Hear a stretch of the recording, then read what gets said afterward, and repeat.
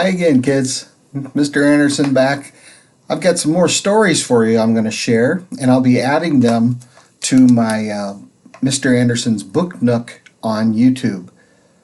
Now, today's story, I'm going to tell you that it's got a good lesson in it about being different. You see, it's called Giraffes Can't Dance. And I like to share this one because I know what it's like not to be good at something. Matter of fact, there's a lot of things I'm not very good at, and I'll be the first to admit it. But when you're a kid growing up, and let's say you can't play football like maybe some of the other boys in your class, sometimes they'll tease you a little bit or make fun of you when you drop a pass. Or if you're jumping rope, maybe you can't jump rope like some of the other girls in your class, and they tease you and maybe laugh when you mess up. Well, in this story, Gerald is a giraffe. And if you can imagine a long-legged giraffe trying to dance, it's not going to work very well. But just wait till you hear the end of this story. Giraffes Can't Dance. Written by Giles Andrea. Illustrated by Guy Parker Reese. Published by Orchard Books, New York. Copyright 1999. Gerald was a tall giraffe whose neck was long and slim, but his knees were awfully crooked and his legs were rather thin. He was very good at standing still and munching shoots off trees. But when he tried to run around, he buckled at the knees. Now every year in Africa, they hold the jungle dance, where every single animal turns up to skip and prance. And this year, when the day arrived, poor Gerald, he felt so sad, because, well, when it came to dancing, he was really very bad. The warthogs started waltzing, and the rhinos rock and rolled. The lions danced a tango that was elegant and bold.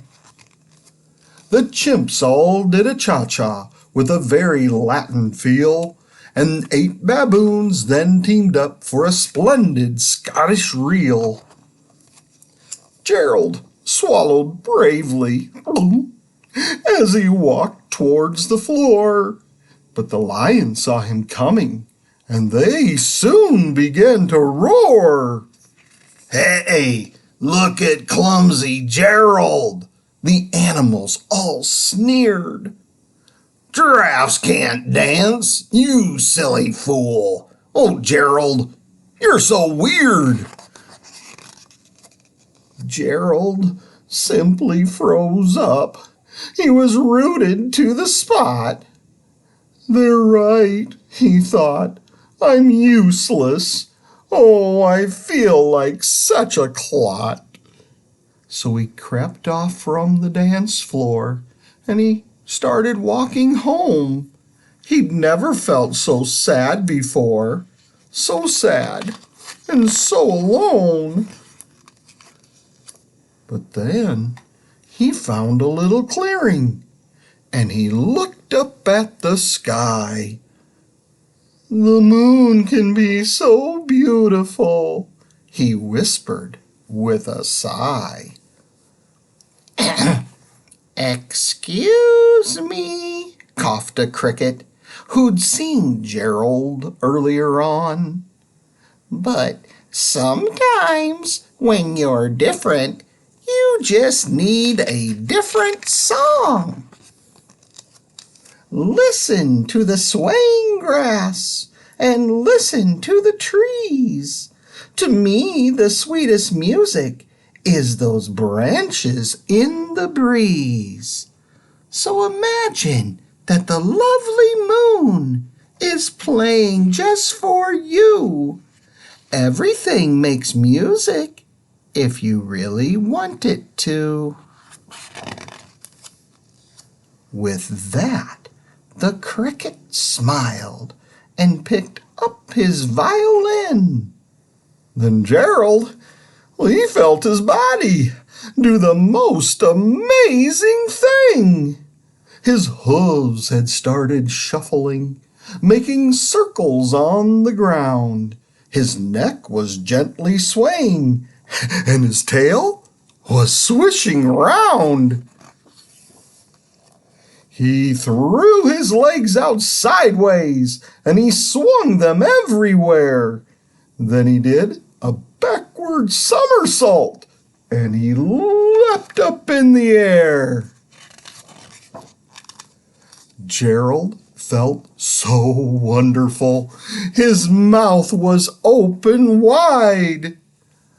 I'm dancing. Yeah, I'm dancing. I'm dancing, Gerald cried. Then one by one, each animal who'd been there at the dance arrived while Gerald boogied on and watched him quite entranced. They shouted, "It's a miracle! We must be in a dream! Gerald's the best dancer that we've ever seen." "How did you learn to dance like that? Please, Gerald, tell us how." But Gerald simply twirled around, and he finished with a bow. Then he raised his head and looked up at the moon and stars above. "We all can dance," he said, "when we find the music that we love."